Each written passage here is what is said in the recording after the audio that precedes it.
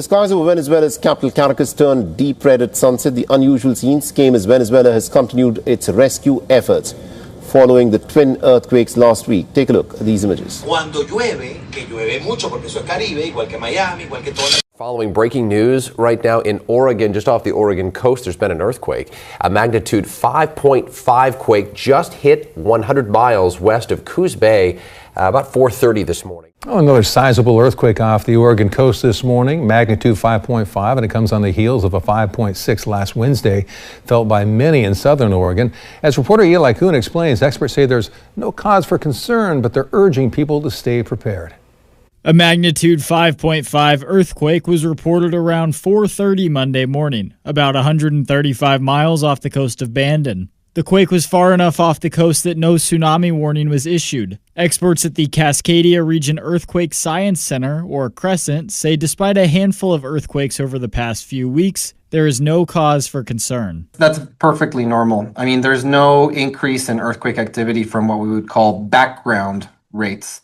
Seismicity, as we call it, is always happening, almost always really low magnitude 2s and 3s, things that are imperceptible. Just after 4:30 Monday morning, a 5.5 magnitude earthquake was reported, about 135 miles off the coast of Bandon. This is the second magnitude 5 earthquake in the region in the past week, but experts say they've been too far off the shore to warrant concern. The number one variable to think about when you think about earthquakes is distance. If you're close to an earthquake, even small ones, that can be bad. But because it's, several hundred miles offshore, we're just too far. It's the same thing as light.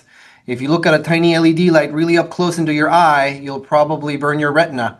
But if you look at that LED light from 100 miles away, you'll barely even notice it. Monday morning's earthquake occurred in the Blanco fracture zone, which is significantly further offshore than the Cascadia fault that extends roughly 30 to 40 miles off the coast. I spoke with researchers at the Cascadia Region Earthquake Science Center, or Crescent, about the differences between the two faults. The Blanco will probably never have an earthquake larger than about magnitude 7, which is, big, but it's not nearly as big as what is possible in Cascadia. Cascadia is just a bigger fault.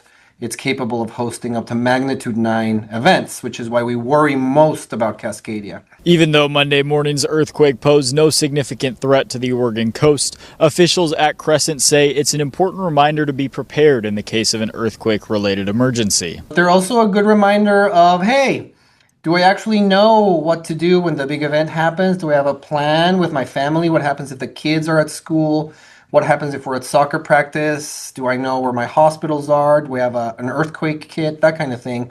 So people should think about that a little bit at dinner time tonight if they can. We begin tonight in southern Illinois, where a minor earthquake hit the region overnight. Some people in the tri-state said that they felt it. Thankfully, no damage was reported, but Eyewitness News' Joe Pergola went to the epicenter in Edwards County and tells us why some there still were shocked by the quake.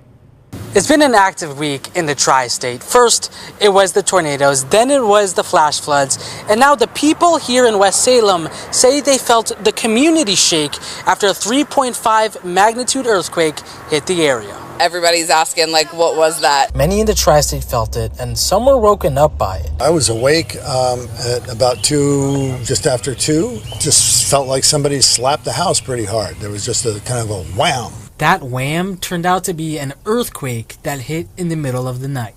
The epicenter of the quake was just a few miles northeast of West Salem in Edwards County. People have reported feeling it throughout Illinois and Indiana, with some saying they felt it in Gibson, Vanderburgh, and even Warwick County. The crazy thing is, it's been years since the people here have felt an earthquake, and it just so happened to come during one of the wildest weeks of weather in recent memory. Strange to have that happen in the heartland here where you don't really expect it. I mean, it's kind of been unprecedented the last year or so, getting to see a lot of it up close. I mean, we had a tornado not that long ago that came through, and then the earthquake last night. Self-proclaimed earthquake nerd Jeff Burgett is from Hawaii, where the tremors are much more common. But he says these types of weather events can happen anywhere. If you hit a golf ball and it lands on a blade of grass, that blade of grass is going to go, why me? but it had to hit somewhere. You know, these things have to happen somewhere. It's been nearly a decade since this area of southern Illinois felt an earthquake this strong when a 3.8 magnitude earthquake hit near Albion in 2017. Earthquakes also rattled Northern California and Japan yesterday. A 5.6 magnitude quake centered in the rural California community of Willits shook homes and businesses. Video shows groceries and bottles toppling off store shelves. A few minor injuries were reported. And in northern Japan, several cameras captured the moment a 7.2 quake struck. The government says nuclear sites were not damaged, but issued a warning about aftershocks. 6 people were injured there. To Venezuela, where tonight the country announced the death toll has risen to close to 2,000 people nearly a week after back-to-back earthquakes leveled tens of thousands of buildings. The demand for space so high, a port is now being used as a morgue where there are hundreds of coffins as family members arrive to identify loved ones. Here's Janice Fernandez. Tonight, the search for victims now critical as the death toll rises in Venezuela. It has been 6 days since devastating twin earthquakes flattened neighborhoods, destroying buildings, leaving thousands homeless, dozens of new bodies still being found in the rubble. Venezuela's Assembly President Jorge Rodriguez announcing Tuesday 1,943 people confirmed dead, with more than 10,000 injured. The port of La Guaira, now a temporary morgue, hundreds of coffins lined up as families identify loved ones.